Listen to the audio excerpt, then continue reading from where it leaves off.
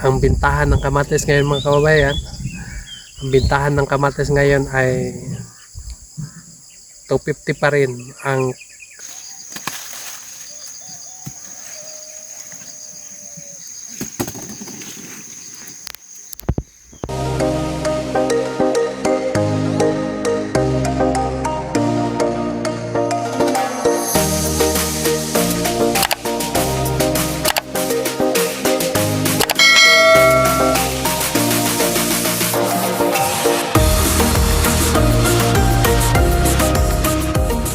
magandang araw sa inyong lahat mga kababayan. Kumusta na kayo dyan? So nandito naman po tayo ngayon sa aking farm. Dito sa aking kamatisan mga kababayan. Mag-harvest muna tayo ng kamatis ngayon mga kababayan. So kahit mura ang bentahan, pero harvestin pa rin natin kasi para makabawi tayo ng mga puhunan natin dito. Kahit hindi na lahat maibalik yung puhunan natin, at least meron pa rin maibalik sa atin mga kababayan. So ngayon, ito yung mga kamatis natin. So tuluyan nang nasisira yung kanyang mga dahon dahil sa araw, no? Grabe, parang 2 buwan yung walang ulan dito sa amin, so kaya nasisira itong mga dahon ng kamatis. So ngayon mga kababayan ay sa awa ng Diyos ay bumuhusan na kami ng ulan, no? 3 beses sa isang gabi. So kaya ay nagpapasalamat kami dahil po ay may ulan na naman dito sa amin. So ang bintahan ng kamatis ngayon mga kababayan, ang bintahan ng kamatis ngayon ay 250 pa rin ang crates mga kababayan, no? Kapag meron akong 10 crates, meron akong 2,500. Kapag 20 or 30 kakahon, so abot ng 700, abot ng 7,500 ang kikitain ko pag 30 kakahon ang akong kamatis. So at least nga may balik yung aking puhunan, no? Kahit hindi na lahat. So samahan nyo na lang kami sa pag-harvest, no? Ngayon ay kaapat nga harvest namin ngayon mga kababayan. So meron dito sa kabila nga hindi pa na-harvestan dahil huli nga pagkatanim, no? Kita natin nga maliliit pa yung mga bunga at saka yung mga dahon niya mga kababayan ay okay pa dahil nabutan ng ulan ang pagkalaki, no? So dito ay hindi pa na-harvestan, so sana ay abot pa ito ng tag 300. So dito sa kabila ay kaapat nga harvest na. So samahan nyo na lang kami mga kababayan sa aming pag-harvest ngayon nga araw. So yun muna ang ating mga vlog natin ngayon mga kababayan dahil nandito ako ngayon sa aking farm. So yun lang, alin na kayo.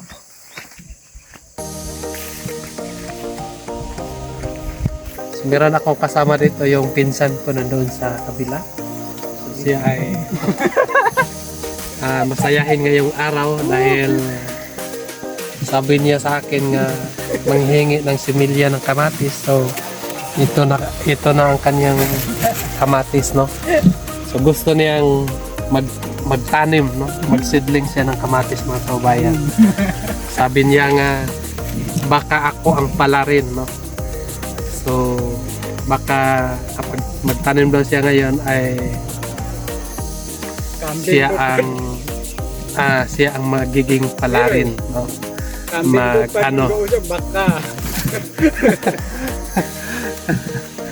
siya yung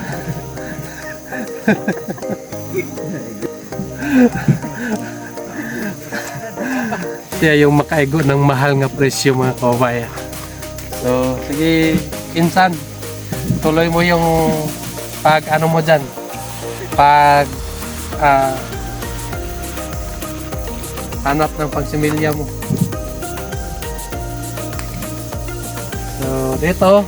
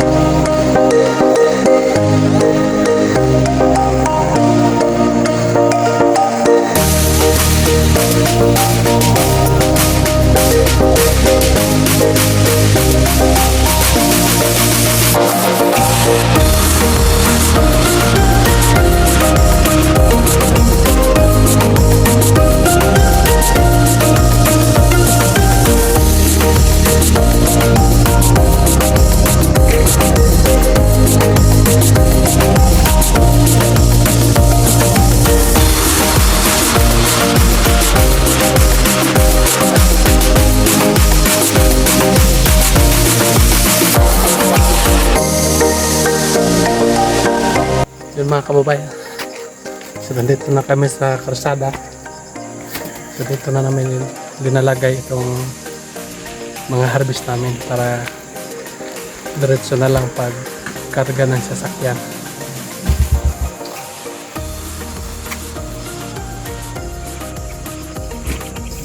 So ito na yung kamatis. Ito yung pinsan ko mga kababayan, ay siya mag-classify. Meron na kasing ano mga kababayan, may big, may medium at small. So kaya ay pinipili. So tatlo ang lalagyan para po ay hindi magkasagol-sagol, no? Hindi magkasagol-sagol ang kamatis. Oh, pinsan, kumusta pinsan? Hoy! Kapoy kabayan. Kapoy. So, ganito kasi pag nandito tayo sa Bukidnon mga kababayan, kailangan tayong magpalabas ng pawis, no? Para kumikita tayo dito sa bundok. Kasi po ay itong mga gawain namin ay kahit ganito lang ito pero marangal ito mga kababayan. Dahil sa aming mga lakas, dahil sa aming mga pawis ay kumikita kami kahit barya-barya lang, at least na kumikita ng maayos, no? So yun mga kababayan, ay tulungan ko na siya mag-classify. So ako ay magpapaalam na po sa inyo. At bago sa lahat mga kababayan ay papasalamatan ko po kayo sa laging pagsubaybay ninyo sa aking vlog. So sana po ay huwag kayong magsawa na nagapanood ng aking mga video. At lalo na po sa vlog ng ating Pangulo, Sir Pugong Biyahero. Sana po ay lagi kayong nagkasubaybay sa kanyang mga vlog para po ay marami pang matulungan niya nga katulad ko nga katutubo or sa doon din sa ibang lugar nga mga ita, no? So sana ay lagi nating susuportahan ang ating Pangulo mga kababayan. Yun lang, maraming salamat po sa inyong lahat.